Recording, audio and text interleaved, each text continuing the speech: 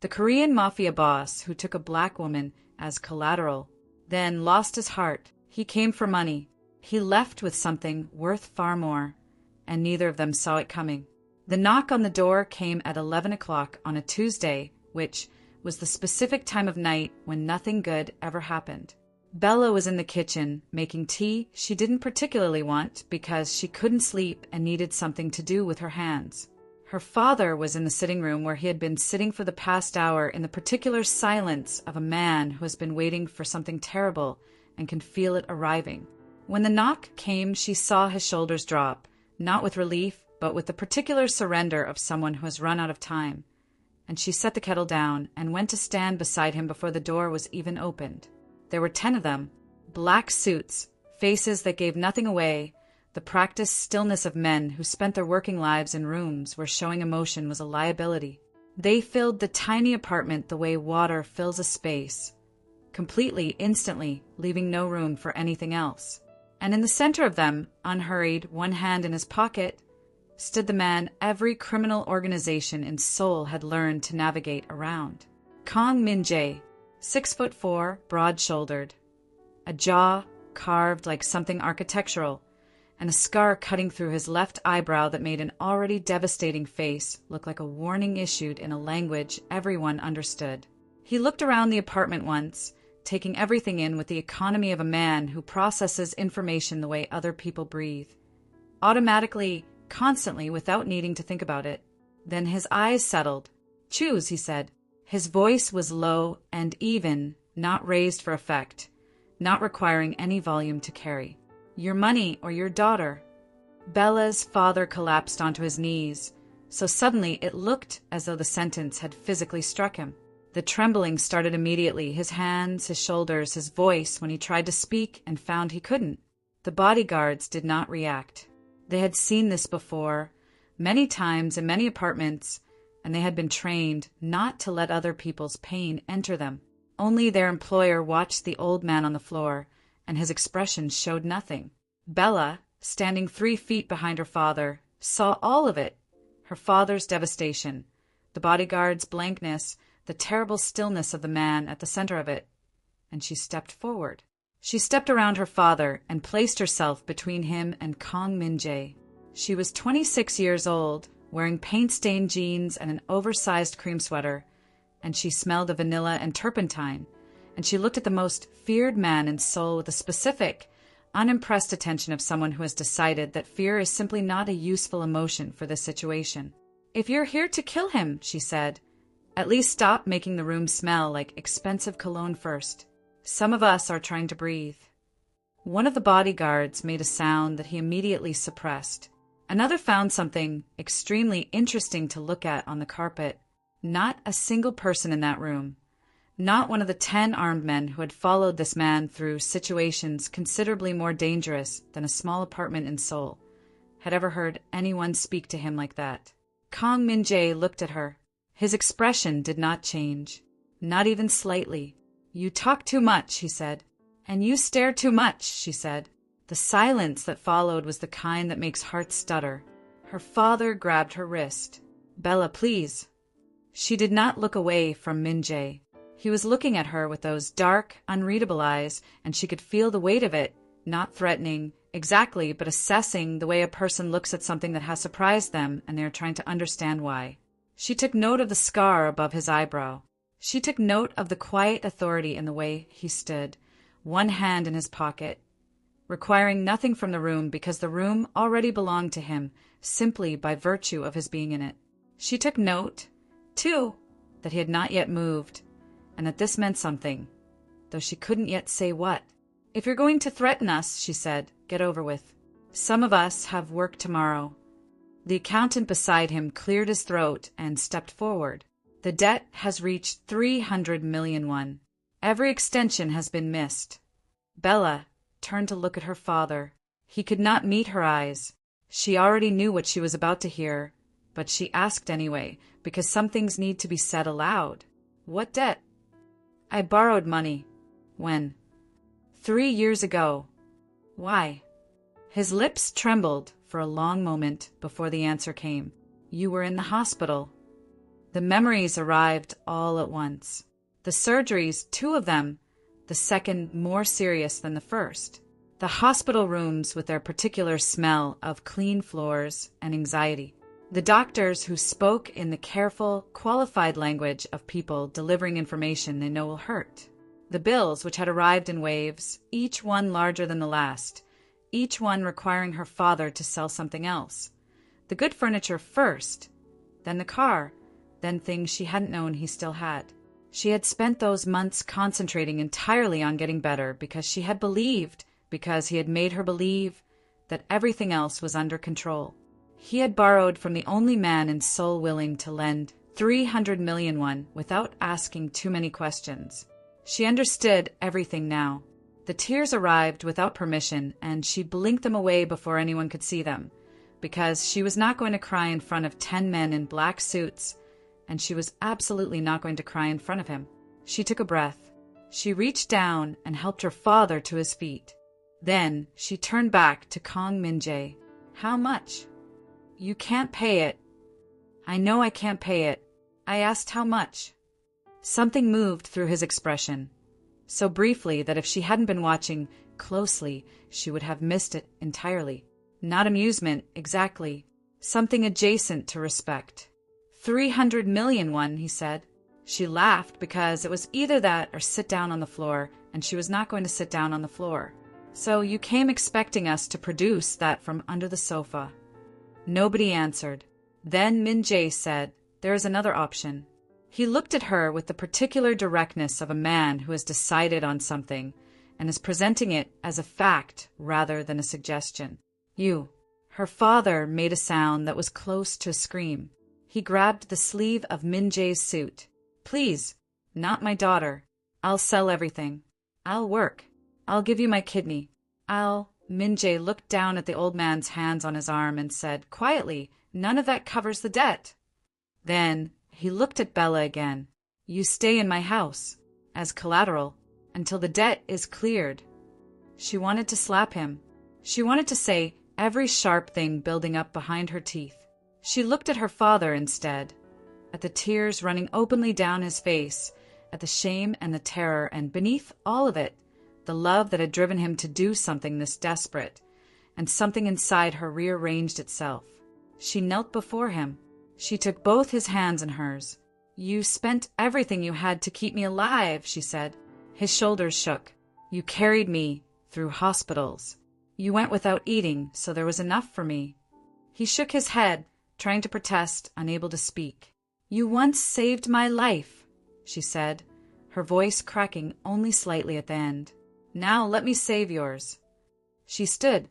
She picked up her backpack from beside the door. It contained a sketchbook, a pencil case, and one photograph of the 2 of them, and she walked toward Kang Min-Jae. She had to tilt her chin up significantly to meet his eyes, which she did without hesitation. "One condition," she said. "Name it. You don't touch him again." He looked at her for a long moment. "Agreed. Then let's go." One of the guards opened an umbrella outside as they reached the convoy of black SUVs. Bella pushed it away and climbed in herself, not because the rain didn't bother her, but because she needed to make at least one choice tonight that was entirely her own. She sat in the back seat and watched through the rain-streaked glass as her father ran out into the street barefoot, crying after the convoy until the cars turned the corner and he disappeared. She pressed 2 fingers to her lips. She allowed herself exactly 1 tear. Then she wiped it away. She did not notice in the seat beside her that Kang Min-Jae had taken off his jacket and laid it quietly on the seat between them. She didn't notice until the cold truly settled in, and she looked down and found it there and then looked at him. His face was turned toward the window. "I don't accept gifts from kidnappers," she said. He said nothing. She pushed the jacket back across the seat toward him. He said, still without looking at her, "You'll get cold." "I'll survive." She folded her arms and looked out the other window. Neither of them spoke for the rest of the drive. But when she finally shivered, quietly, involuntarily, 40 minutes later, and looked over to find the jacket somehow back on the seat beside her, she did not push it away a second time. And Min-Jae, still watching the city lights go past his window, said nothing about it, because he had learned in a very long time of being an extremely careful man that some victories are better left unacknowledged. She had imagined a dungeon, something with iron bars and a single high window and damp walls, the architecture of punishment. She had not imagined a glass mansion sitting above the Seoul skyline with its lights blazing warm against the night, or the fountain that danced in the courtyard, or the row of uniformed staff who bowed in unison as the convoy passed through the gates. She got out of the car without waiting for anyone to help her and stood in the driveway with her backpack over one shoulder, looking up at the building the way you look at something that has deeply, specifically surprised you. So, she said, kidnapping pays well. Beside her, one of the bodyguards had to quickly look at his shoes. The housekeeper, a composed woman in her 50s named Mrs. Yoon, stepped forward and introduced herself with a warmth that Bella had not expected from anyone in this building, and showed her to a room on the upper floor that was larger than the apartment she'd grown up in. There was an art studio adjoining the bedroom. It was stocked. She walked through it in silence, touching things with her fingertips, unable to process what she was seeing, with every supply she could have named and several she wouldn't have thought to ask for. Good brushes, the kind that cost what they should. Paints and ranges she'd only used once or twice on borrowed sets. Canvases in 3 sizes, charcoal, pastels, even the particular brand of turpentine she preferred, which she had only mentioned once to anyone in passing 2 weeks ago to a stranger at an art supply shop. She turned to Mrs. Yoon. Who arranged this? The housekeeper hesitated in the way people hesitate when the true answer is socially complicated. The boss did, she said finally. He dislikes seeing people uncomfortable. Bella looked back at the studio. He dislikes it so much, she said slowly, that he set up an entire art studio for the woman he's keeping here against her will. Yes, said Mrs. Yoon, with the equanimity of a woman who has worked for Kang Min-Jae long enough to find his contradictions entirely reasonable. The dining room table could seat 20. The next morning Bella came downstairs to find one chair occupied, 1 cup of black coffee cooling untouched beside a stack of financial reports, and a breakfast spread that could have fed a family of 6. Min-Jae did not look up when she came in. Are we expecting a football team? She said. No. Then this is excessive. Eat. I'm not hungry. You didn't eat dinner. I'm still not hungry. He turned a page of the report without commenting.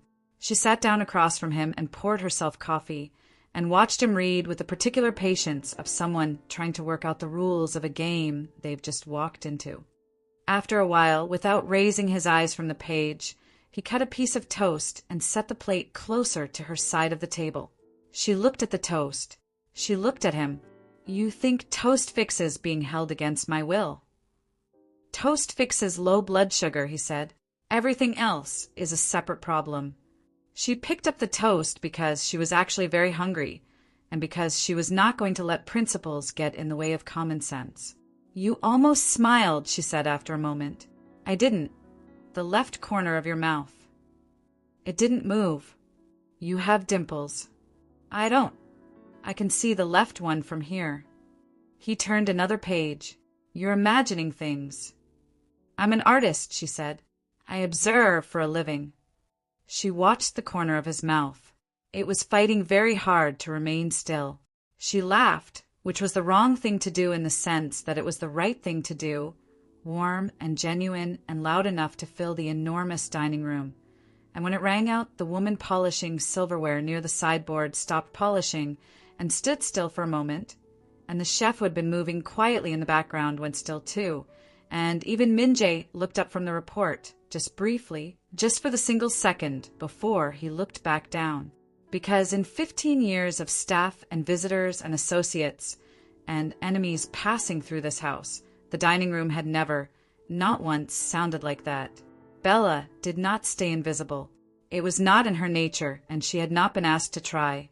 Within the first 3 days, she had learned the name of every member of staff and used them consistently and correctly. She helped the head chef, a quiet man named Park who had been cooking for Min-Jae for 11 years and had never once been asked what he personally liked to cook.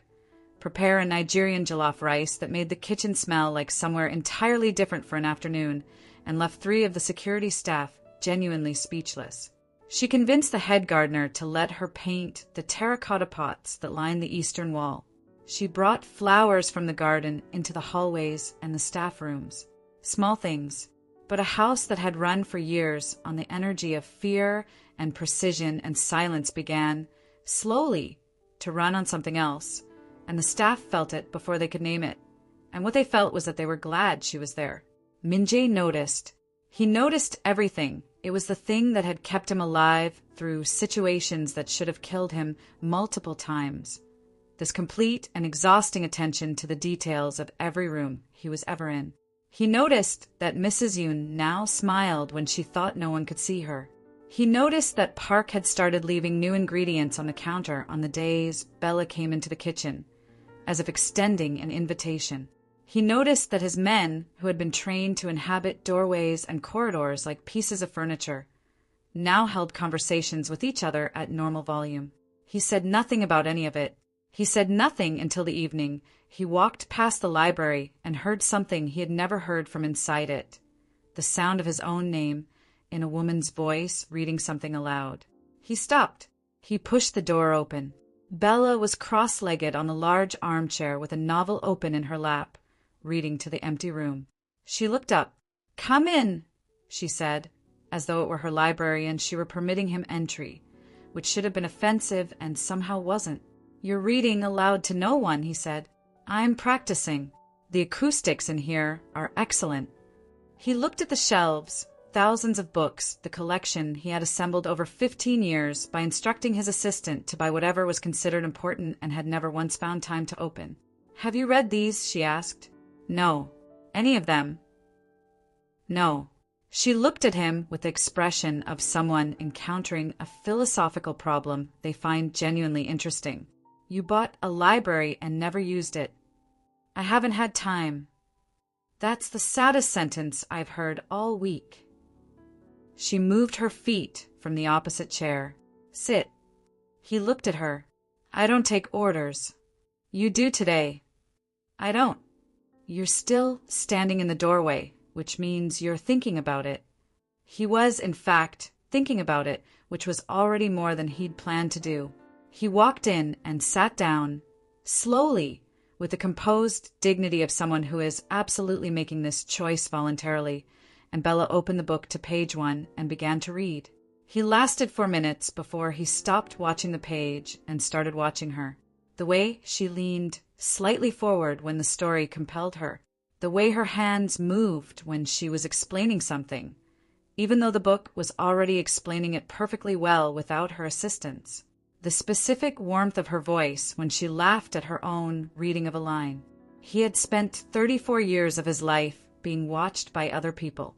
Nobody had ever simply sat beside him and been themselves as unguardedly and thoroughly themselves as this woman was doing, without performing anything for his benefit or flinching from anything out of concern for his. When she looked up and caught him watching, she said, "What?" He said nothing. She said, "You were staring." He said, "I was listening." "With your eyes." He looked away.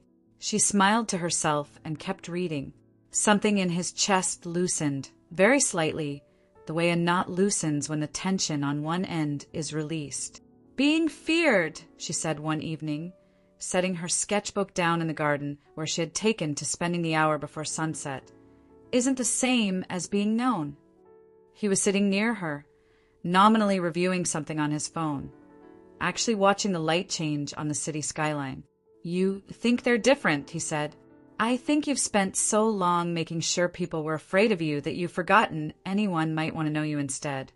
He was quiet for long enough that she thought he might simply choose not to answer, which was his prerogative and which she had come to accept. Then he said, "Being known is a vulnerability." "So, is everything worth having?" she said. He didn't respond, but he put the phone in his pocket, and they sat together as the light went gold and then copper and then faded, and she sketched the skyline and he watched it, and neither of them needed to fill the silence. The night she heard shouting was 3 weeks into her stay.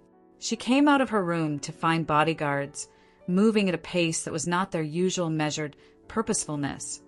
This was urgency, barely contained, the specific, controlled speed of people responding to something that has gone badly. She grabbed the arm of the youngest guard. What happened? He hesitated. She held his gaze and waited. There was an ambush, he said. His convoy. She was running before he finished the sentence. She came into the courtyard as the SUVs came through the gates, and she pushed through the cluster of men surrounding the middle vehicle before anyone could stop her, because nobody had been given instructions for this particular eventuality. And she found him standing outside the car with his white shirt dark at the left shoulder and his expression showing nothing at all. "You're bleeding," she said. "It isn't mine." Liar. She caught his wrist before he could walk past her. He looked down at her hand.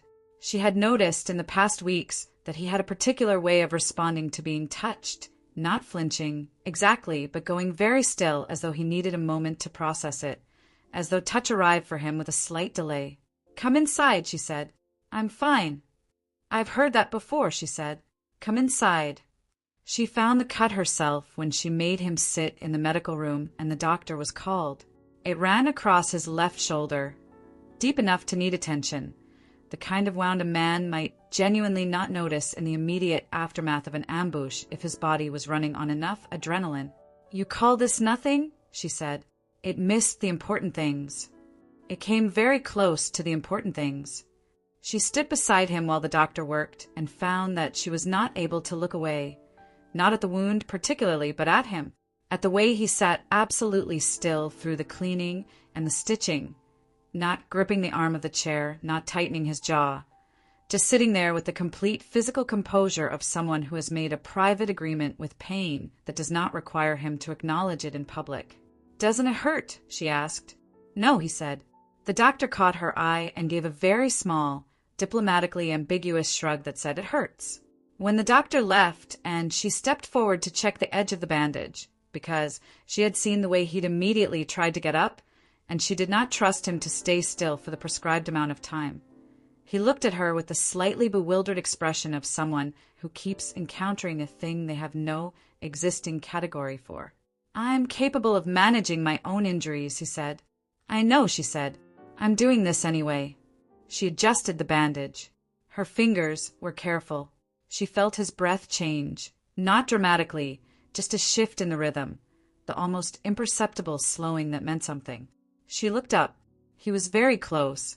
The scar through his eyebrow, from this distance, was simply a detail of a face she had spent 3 weeks studying without quite admitting she was studying it. The lines of it, the way the seriousness of it could shift into something entirely different in the fraction of a second when he almost barely smiled. "You'd be much less intimidating," she said quietly, "if you smiled more." "I don't smile." "You've smiled twice in 3 weeks." "I haven't." "You have dimples." "I don't have dimples." "I've painted your portrait," she said. "I know exactly what features you have." He had found the portrait 3 days earlier. He had walked past the art studio and stopped at the painting on the easel and stood in front of it for longer than he had planned to. It showed a man standing in a room full of beautiful things, looking out a window, with his back to everything the room contained. The face was his, unmistakably, specifically his, down to the scar and the exact quality of the jaw and the way the scar broke the line of the eyebrow. But the expression was nothing like the one he saw in mirrors or, presumably, in the faces of everyone who dealt with him. It was quiet. It was lonely with the specific, long-practiced loneliness of someone who has been alone for so long that they have learned to feel it as normal. He stood in front of it and felt something move through him that he did not have a name for, and he had been standing there long enough that when Bella came in and found him, the surprise on her face was genuine. "You weren't supposed to see that yet," she said. "It's wrong," he said. "No," she said. "No one has ever looked at me like that." Because no one else was looking. He had walked out without answering, because he did not have an answer, and because the painting had done something to him that he needed to be alone to manage. He took her to the hill on a Tuesday evening, driving himself, no bodyguards, which created a low-level emergency among his security team that he ignored completely. It was a quiet hill northeast of the city where the lights of Seoul spread out below like a second sky. And he came here when he needed to think and had not, until now, brought anyone with him. Bella stood at the edge and looked out at the city for a long time without speaking, which he appreciated. She didn't fill silences automatically, which was unusual. Most people he had found were frightened of silence and tried to paper over it with noise. She let it exist. "It's beautiful," she said finally. "Yes," he said, and was not looking at the city. She turned and caught him and raised an eyebrow, but did not say anything, which was, he was learning. One of the things about her, she often knew when she had landed a point and did not need to press it. The rain came without warning, the fast-moving Seoul spring rain that doesn't trouble itself with gradual escalation. She laughed as the first drops hit, a bright, involuntary sound, tilting her face up to the sky with an openness that looked like something he had forgotten people were capable of. He took off his jacket. "Here." She shook her head. "You'll get wet." "So will you." "I don't mind getting wet." "I know," he said. "I mind." He stepped closer and draped the jacket around her shoulders himself, his hands settling briefly, and she looked up at him from under the collar of it with an expression he could not fully read.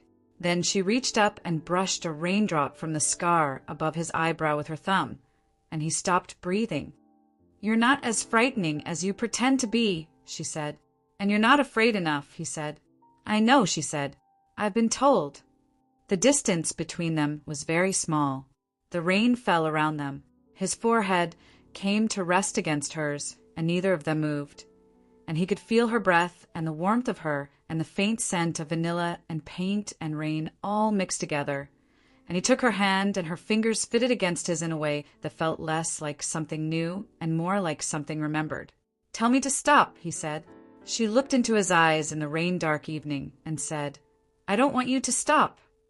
He kissed her, slowly, with all the care of a man who has been living for a long time in a way that required him to take things by force, doing the opposite, offering something, gently and waiting to see if it would be received. It was, when they finally separated, her forehead came back to rest against his, and she laughed softly, and he found that he was smiling and found that he didn't mind. She couldn't sleep. She lay in the enormous bed in the room that had gone from feeling like a cell to feeling like something she was not quite ready to name.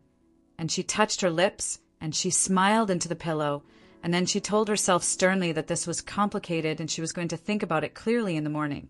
She did not think about it clearly in the morning. In the morning, Min-Jae came down to breakfast before she did and was sitting in his usual chair with his coffee and his reports. And when she walked in, he looked up and then looked back at the report and then looked up again, which was new, and she sat down across from him and poured her coffee and said nothing about it, and he said nothing about it, and it was the most charged breakfast she had ever eaten. "You like the dress," she said, because he had been not looking at the soft blue dress she'd found in the wardrobe for the third time in as many minutes. "It suits you," he said, which was the most directional compliment she had yet received from him, and which sent warmth all the way to the tips of her fingers. "You clean up well yourself," she said. One of the maids walked into the sideboard with her hip. He found her in the greenhouse that evening. She had been searching for him, through the library, the office, the terrace, and the greenhouse was the last door she tried, and she found him standing before a single white camellia with his hands at his sides and his face, for once, entirely undefended. He heard her come in and didn't turn around. "My mother planted these," he said, before she could say anything. She came to stand beside him. The camellias were in full bloom, white against the dark glass of the greenhouse walls. "You miss her," she said.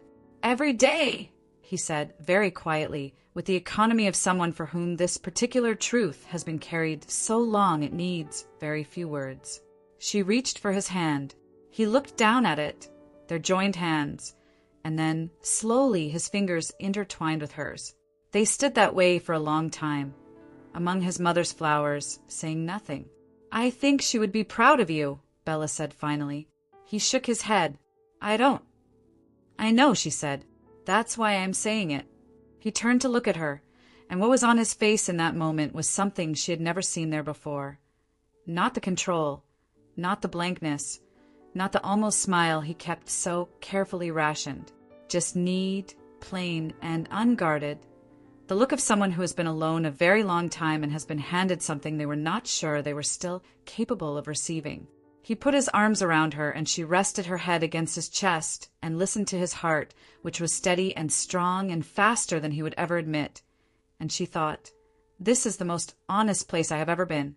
The attack happened on a Thursday at 2:10 in the afternoon, outside a gallery she had wanted to visit for 3 weeks, and had finally talked him into taking her to see. She had noticed the black venom moment before everything began, had registered it as slightly wrong in the way you register something wrong before you know why it's wrong. And then the doors opened, and there was shouting and gunfire, and Min-Jae's body turning toward her, and his voice saying "get down," and then arms from behind her and something pressed to her face, and the world going quiet and soft at the edges. She heard him shout her name. She reached toward the sound of his voice. Their fingertips found each other in the dark, and then she was being pulled away, and the door was slamming, and she was in the dark of the van, and she couldn't hear him anymore. The last thing she heard, before the chemical pulled her all the way under, was him running. Not shouting orders, not coordinating his men. Running. For her. She woke in a warehouse, wrists bound to a chair, the taste of fear metallic in her mouth. The man facing her was Lee Hyun-suk, who introduced himself with the particular ease of someone who wants you to know how little they need to explain themselves. He circled her slowly. He told her she was not the target, merely the method. He told her that the great Kang Min-Jae had finally made the mistake that all great men eventually made. He had let himself love something, and things that are loved can be used. Bella kept her chin up. Her wrists hurt, and her head was thick from whatever they'd given her, and she was frightened in the specific, clear-eyed way that she had been frightened before, frightened enough to feel it in her chest, but not frightened enough to let it make her stupid.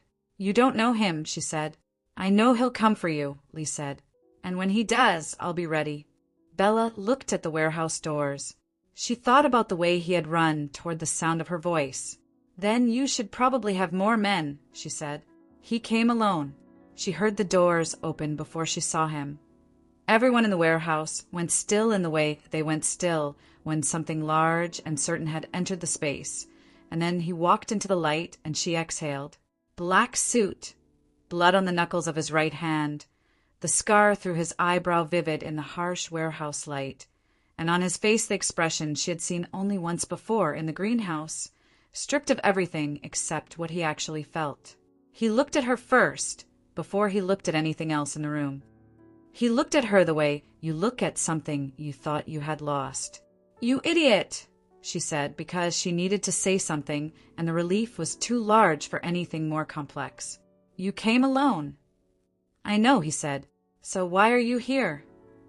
He said it without hesitation, without calculation, as simply as a statement of fact. "Because you're here." Lee Hyun-suk spread his arms. "The Empire," he said, "or her." Min-Jae didn't blink. "Her," he said. The word came so immediately and so cleanly that even Lee, who was not a man who surprised easily, paused. "You'd give up everything," he said. Min-Jae looked at Bella. "I already have everything," he said. She was crying before she could stop herself, and she was furious at herself for crying, and she was also too full of something to care. The skylight came down in an explosion of glass and smoke, and what followed was brief and very loud and then completely silent, and Min-Jae was beside her, cutting through the rope at her wrists with the same hands that an hour ago had been shaking with something that was not fear, and she grabbed him the moment her hands were free and held on with everything she had. He held her back. His arms around her were not gentle in the way people are gentle with fragile things. They were the arms of someone who has just recovered something that cannot be replaced, and she understood the difference entirely, and she did not let go. The weeks after were quieter.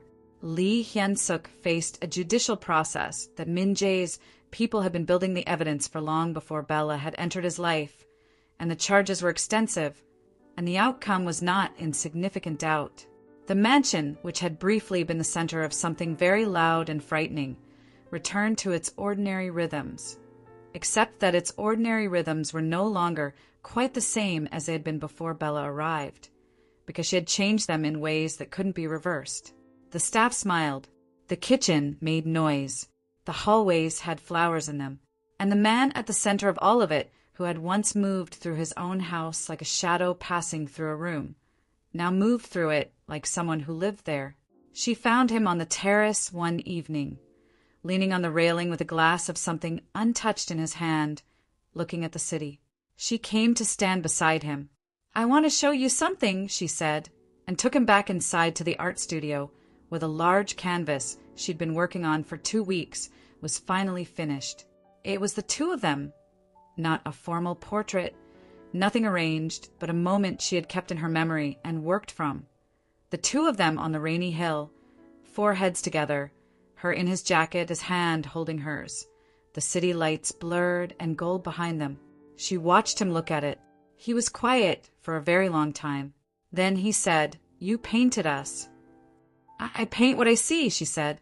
He turned. "And what do you see?" She smiled.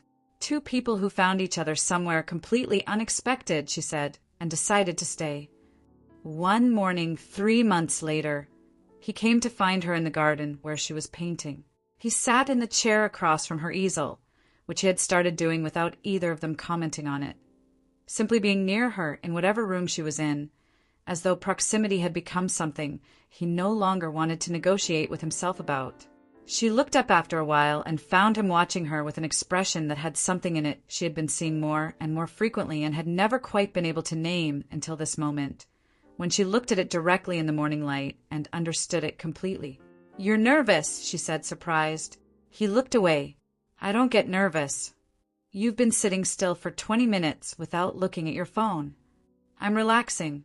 "You don't relax." "I'm trying something new." She put down her brush. She looked at him. He was quiet for a moment, and then he reached into his jacket pocket and she said, "Wait, are you about to do what I think you're about to do?" "Probably," he said. "Here," she said. "In the garden? Where would you prefer?" "Somewhere less. I've tried to plan this 4 times in more romantic locations," he said, with the composure of someone whose composure is costing them something, and something has interrupted me every time. "So we're doing it in the garden." She pressed her lips together. He opened the small velvet box. The ring inside was simple and beautiful, a single stone set in a band of warm gold. He looked at her. "You came to my house because of a debt," he said. "Every day after that you paid me with something that wasn't on any ledger. You made the staff smile. You made the kitchen sound like something. You painted this house alive, and you made me— I don't have a more accurate word for this. You made me want to come home." He held her gaze. "I know what I am," he said. "I know what my life looks like from the outside. I'm not asking you to forget any of it. I'm asking you to stay in it, with me, because you're the only person I've met who looked at all of it and stayed anyway." Bella was crying, which she would have preferred not to be doing, but there it was. She took the ring out of the box herself and put it on her own finger, which made him blink, and then she pulled him forward by the lapel of his jacket and kissed him the way she had kissed him the first time it had been real, with her whole heart in it, holding nothing back because she had decided a long time ago that he was worth not holding back for. When they finally separated, he rested his forehead against hers. "Yes," he said. "I said yes when I took the ring," she said. "I was checking," he said. She laughed. It filled the garden, and somewhere in the house behind them, 3 members of staff exchanged a look, and one of them quietly went to find Mrs. Yoon, because Mrs. Yoon had been waiting for this particular piece of news for a while. The wedding was held in the garden in early summer, when the camellias his mother had planted were in full bloom. Bella wore ivory with a beaded neckline she had designed herself, and she walked down the garden path alone because the only person she would have wanted to walk beside her was already waiting at the other end of it. Min-Jae watched her come toward him. He had been told by 3 different people in the past week that he was supposed to stand still and be composed, and he had every intention of doing that. And then she came through the garden gate and looked at him, and he forgot entirely what composed meant. A tear escaped him before he could catch it. Bella reached him and looked at his face and said, "You promised." He said I lied. She laughed. He had been waiting for the sound of it, had been running on the memory of it from the first night in the apartment, had been, without fully understanding what he was doing, arranging his whole life so that the sound would keep happening, so that she would keep being in rooms with him, so that she would keep finding things to laugh at. "You look beautiful," he said. "You look terrified," she said. "Same thing," he said, which made her laugh again. And the guests laughed too, and the garden, which had been his mother's and then simply his and had been waiting a long time to be more than that, was finally loud and warm and full. His vows were not long. He was not a man built for long speeches. "I spent 34 years," he said, making sure that nothing could get close enough to matter. "And then you came into my house with a sketchbook and a sweater covered in paint, and you simply refused to treat me the way everyone else did. You didn't perform. You didn't pretend. You looked at me like you could see through everything I'd built and weren't particularly impressed by it, and I had absolutely no idea what to do with that." He paused. "I still don't most of the time, but I would rather be uncertain with you than certain without you, for whatever length of time we get." She pressed her lips together hard. When it was her turn, she said, "I came to your house because my father needed protecting. I stayed because I found something I hadn't been looking for, a man who had forgotten how to be known, and who let me know him anyway." She looked at him. "I love you," she said. "I love the man you are on a Tuesday morning at breakfast, arguing about whether you smiled. I love the man who stands alone in the greenhouse. I love the man who ran through gunfire in a car park because I called his name. I choose all of it." She reached up and touched the scar above his eyebrow, the gesture that had become, between them, the thing that meant everything it was too large to say out loud. "All of it," she said. "Every part of your face." A year after the wedding, on an evening in late spring when the camellias were coming back and the garden was beginning to smell the way it only smelled in May, Bella set a small canvas on the kitchen table while Min-Jae was making the tea he had recently, quietly and without announcement, started making for both of them each evening. He looked at the painting. 3 figures beneath a flowering tree, holding hands. A man, a woman, something small and new between them. He set the kettle down. He looked at the painting for a long time, and then he looked at Bella, who was watching him with the expression of someone who is frightened and joyful in equal measure and has decided to let both things be true at once. He crossed the kitchen. He knelt down and rested his forehead against her middle and held on his arms around her, and she ran her fingers through his hair and felt the shaking of his breathing and said nothing because there was nothing she needed to say, and he would not be able to speak for a moment anyway. When he finally looked up at her, the tears on his face were entirely unguarded, and he made no effort to compose himself, which was the most extraordinary thing she had ever seen him do. "I thought," he said, "that I already had more than I deserved." She smiled and kissed his forehead. "Get used to being wrong," she said. "I plan to make a habit of it." 3 years later, the garden was alive with noise. A little girl in paint-covered shoes was attempting to teach her father to draw, which was going badly for reasons that had everything to do with Min-Jae's inability to accept being bad at something and nothing to do with natural talent. Bella sat on the garden bench with the baby on her lap, watching them, the baby pulling at the hem of her shirt with the absolute, purposeful concentration of someone very small and very determined.